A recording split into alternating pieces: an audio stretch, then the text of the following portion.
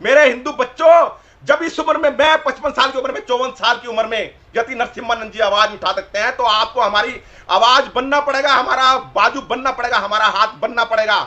मुझे बार बता रहा हूं, आपको हाथ जोड़ के बता रहा हूं किस तरह से यति नरसिम्हानंद जी के आश्रम पे जानलेवा हमला हुआ, और जो कल 8 अगस्त को, अगस्त क्रांति को वहां पर मेरे भाई छोटे पहुंचे, उन सबको गिरफ्तार कर लिया गया।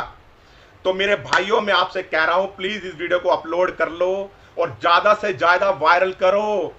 मैंने आपको बताया किस तरह से स्वामी नरेशानंद जी के ऊपर जानलेवा हमला हुआ आश्रम में, स्वामी नरसिम्हानंद जी के आश्रम में इन कट्टरपंथियों के द्वारा।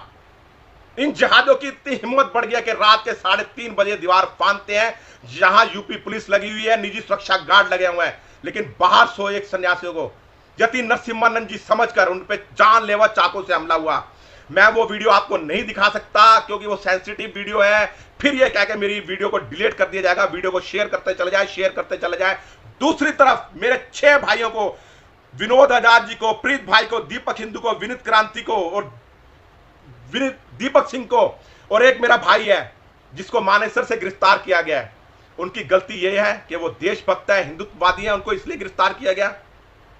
क्या कारण है आप खुद सोचिए। कनाट पे थाने में उनको बंद रखा गया है।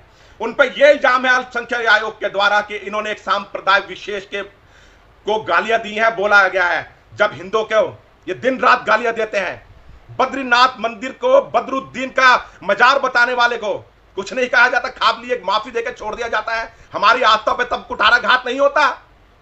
जब हम हिंदू बच्चों के पक्ष में आवाज उठाते हैं और हमारे को उठा के थाने में 8-8 घंटे 10-10 घंटे बिठाया जाता है, तब हमारी भावनाएं आहत नहीं होती है। दिल्ली पुलिस किसके अंडर में है, मैं पूछना चाहता हूं। मैं मोदी जी पे कोई इल्जाम लगा रहा हूं, लेकिन दिल्ली पुलिस गृह मंत्रालय के अंडर में है, अमित शाह जी के अंडर में है, और दिल्ली पुलिस हम जैसे देशभक्तों को दिन रात प्रताड़ित करती है। क्यों? हमारा दोष इतना है कि हम देशभक्त हैं, देश हित में आवाज उठाते हैं। मेरे हिंदू बच्चों, जब इस उम्र में, मैं 55 साल की उम्र में, 54 साल की उम्र में यति नरसिम्हानंद जी आवाज उठा सकते हैं, तो आपको हमारी आवाज बनना पड़ेगा, हमारा बाजू बनना पड़ेगा, हमारा हाथ बनना पड़ेगा। मुझे फेमस होने का शौक नहीं है। आज मैं इतना यहां तक गले तक कर्ज में डूबा हुआ हूं, लेकिन आज भी मैं अपने पैसे से किसी भीख नहीं मांगता, किसी डोनेशन नहीं मांगता।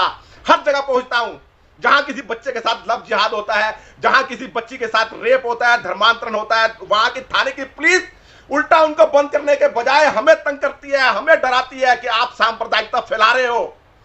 क्या देशभक्ति गुनाह है? क्या हिंदुओं के बारे में बोलना गुनाह है? आज पाकिस्तान के अंदर हमारे हिंदू मंदिरों को ध्वस्त किया जाता है, और देश के अंदर अवैध तरीके से देश की राजधानी के अंदर मजार बनती है और हम उसके बारे में बोलते हैं। तो आपने देखा होगा जिस प्रकार आजादपुर के थाने के एसएचओ प्रभाकर ने उस लड़के को कुत्ते की तरह घसीट कर ले जाते हुए बंद कर दिया था, क्या वो थाने के एसएचओ को गृह मंत्री जी सस्पेंड करेंगे? आपके पास मजार हटाने की हिम्मत नहीं है क्योंकि ये संप्रदाय विशेष, ये जिहादी सड़कों पर उतर जाएंगे, लेकिन हमारे को आप तंग करते हैं, बंद करते हैं। एसीपी डीसीपी ऐसे हमें बुलाते हैं जैसे हम कोई बीसी हो, हम हत्यारे हो, चैन स्नैचर हो, जेब कतरे हो। हमारे को घंटों थाने में बिठाया जाता है। मैं खुल के कहना चाहता हूं, चाहे वेलकम थाने का एसएचओ मेरा कुछ भी बिगाड़ ले, हमें धमकियां जाती हैं। आज एक गाय माता, वहां आपको मालूम नहीं होगा, वहां पर उसका कुछ होता तो हमें कहता था आप फेसबुक पे मत आओ, मत बोलो, यहां सांप्रदायिक दंगे हो जाएंगे। क्या हम सांप्रदायिक दंगा फैलाना चाहते हैं? आज यति नरसिम्हानंद जी पर जानलेवा हमला हुआ, कोई नेशनल मीडिया नहीं दिखा रहा। सांप्रदायिक दंगे हो जाएंगे और इनके एक बच्चे को थप्पड़ मार दिया जाता है तो सारे अलका लांपा, आप ही ताप के सब वहां पहुंच जाते हैं। अरे केजरीवाल जी तो तुष्टिकरण की राजनीति करते हैं, स्पष्ट है। वो रोहिंग्या को 10-10 हजार रुपए बांटते हैं, रोहिंग्या को बिरयानी खिलाते हैं, बिजली पानी मुफ्त देते हैं। मंदिर के पंडितों को देने के लिए उनके पास 1 रुपए नहीं है, मौलवियों को देने को 18,000 तनख्वाह है, 12,000 तनख्वाह है। ये 150 करोड़ की लागत से हज हाउस बना रहे हैं, लेकिन सड़क पे बने हुए मंदिरों को तोड़ा जाता है। एक मजार का आप एक पत्थर नहीं हिला सकते क्योंकि वो संप्रदाय विशेष का है। अल्पसंख्यक आयोग आपको बंद कर देगा। क्या देश हित में आवाज उठाना गुनाह है? क्या स्वामी जी के हित में आवाज उठाना गुनाह है? आप बताओ मेरे भाइयों, अगर ये गुनाह है तो ये गुनाह हम देशभक्त, मेरे जितने भाई हैं और मैं मरते दम तक उठाते रहेंगे।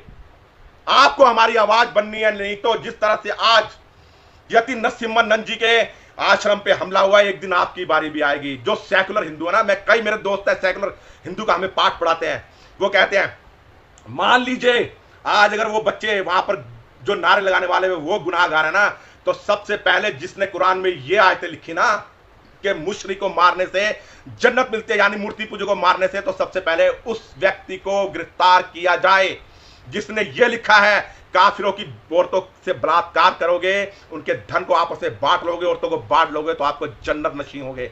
सबसे पहले उसको गिरफ्तार किया जाए। सबसे पहले अमानतुल्लाह खान को गिरफ्तार किया। सबसे पहले ये जो यादव है, क्या नाम है, मुलायम सिंह यादव का बेटा, मेरे मुंह से तो उसका नाम भी नहीं निकल रहा, अखिलेश यादव, जिसकी रैली में पाकिस्तान जिंदाबाद के नारे लगाए गए, क्या वो दोषी नहीं है? आज हमें दोषी ठहराया जाए, प्रीत भाई को दोषी ठहराया जा रहा है कि आपने आयोजन किया जंतर मंतर रैली पे, आप दोषी हैं, आप जिम्मेदार हैं, वहां पर बयान दिए गए। तो क्या समाजवादी पार्टी की मान्यता रद्द नहीं होनी चाहिए, जिसकी पार्टी के अंदर नारे लगे पाकिस्तान जिंदाबाद, हिंदुस्तान मुर्दाबाद? क्या ओवैसी को उठा के गिरफ्तार नहीं करना चाहिए, जो कहता है मैं योगी को देख लूंगा, योगी को मैं जोपी में आने नहीं दूंगा, और जिसका छोटा भाई कहता है 15 मिनट के लिए पुलिस हटा लो भारतवर्ष से तो हम हिंदुओं का कत्लेआम कर देंगे? क्या उनको इस देश में रहने का हक है? सबसे पहले मैं कहना चाहूंगा, इस संप्रदाय विशेष की जो है मताधिकार को खत्म करना चाहिए, क्योंकि जितनी तुष्टीकरण की राजनीति हो रही है सब पार्टियों के द्वारा, इनके वोटों की, वोट बैंक की वजह से जो ये धर्मांतरण हो रहा है, लव जिहाद हो रहा है, जो बाहर से घुसपैठ करवाई जा रही है, अवैध तरीके से राजनीतिक पार्टियां करवाती हैं, उनके वोटर आई कार्ड बनाती है, उनके आधार कार्ड बनाती है, सिर्फ इसलिए कि ये पार्टियां, कि ये लोग हमें वोट देंगे। जिस दिन इनका मताधिकार बंद हो गया, तुष्टीकरण की राजनीति बंद हो जाएगी। हमें 5 कानून नहीं चाहिए, हमें हिंदू राष्ट्र नहीं चाहिए, हिंदू राष्ट्र अपने आप बन जाएगा जिस दिन इनका मताधिकार बंद हो जाएगा। इस पक्ष में आवाज उठाओ। बस मैं यही खत्म कर रहा हूं, कहीं ये वीडियो भी मेरी बैन ना हो जाए। जय हिंद, जय भारत, वंदे मातरम।